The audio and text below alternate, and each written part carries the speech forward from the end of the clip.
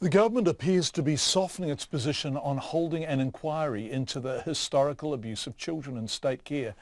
As we know, between the 1950s and 60s, 100,000 New Zealand children were made wards of the state, and more than 1,000 have told a special panel they were physically and sexually abused.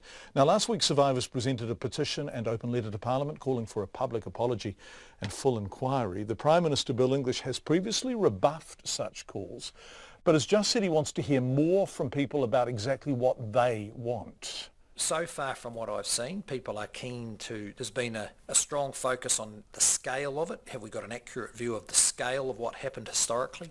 Well, it may be possible to find out more about that. I'd have to say our higher priority has been dealing with actual claims of actual people. The government set up a confidential listening service to hear from victims, which wound up in June 2015. It's also paid out $17 million in compensation so far. Mr. English says he is open to taking further steps. We're not against dealing with the situation. We understand it. We just want to establish clearly that the kind of larger scale inquiry that's going on in other countries wouldn't be a large distraction of resource and focus from the very significant improvements that are underway and the existing process that is now dealing with claims, compensating and providing apologies. Now, if we can, find something that doesn't get in the way of what's happening, then we're looking for it. Bill English talking a short time ago. He stresses the track record of major inquiries is that they can be long and expensive. He also says the government will consider making a wider apology, saying that wouldn't be a problem. The Social Development Minister, Anne Tolley, has previously rejected making a universal apology. So on the face of it, a shifting of the government's stance unfolding here. It's 4 minutes to 6. Childcare centres are subject to a raft of regulation, but there are very few when it comes to daycare for our furry friends. And with new doggy daycare centres opening their doors every week, it seems the government is being urged to beef up regulations for what's been described as a hidden area of the animal industry. A new code of conduct is being drawn up, but the SPCA says the regulations are too general and don't go far enough. Emile Donovan reports. It might seem barking mad, but as things stand, anyone with a pulse can open a doggy daycare centre without needing any credentials at all. And there aren't any rules around dog segregation, staff ratios or floor space. That was news to Hazel Harrison, who runs Nose to Tail Doggy Daycare in Wellington's Lyell Bay. Ms Harrison says when she set up her business 4 years ago, she couldn't believe the lack of regulation.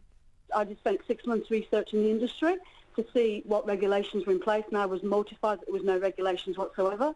So I contacted doggy daycares in Australia and in the US to find how they ran them, and then we based ourselves on that. In Australia, the doggy daycare sector is regulated by a 57-page best practice document drawn up by the Pet Industry Association, while in the US rules vary from state to state. But in New Zealand, it's fair game. And the SPCA says that is a problem. Its Chief Scientific Officer, Dr. Anya Dale, says without regulation, dog owners have no reassurances around who's taking care of their pets.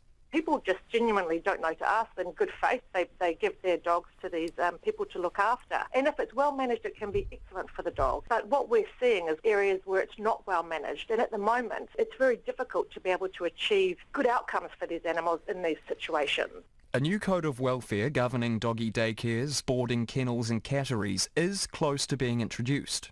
The code, developed by the National Animal Welfare Advisory Committee, will include mandatory minimum human-to-animal ratios, external checks and audits for those businesses. But Anya Dale wants that strengthened to include unannounced spot checks and emergency protocols. She also wants to see all dogs assessed for suitability before they are accepted by daycare centres. And Lewis Nichols, who manages the barking lot on Wellington's Victoria Street, says he's on board with that. I think it could be a really good thing because it is so new. There's not really kind of a blueprint of how to do it, but that's the same with kind of the industry as a whole. I would like to see some form of regulation being put in for kind of like the basics, basically.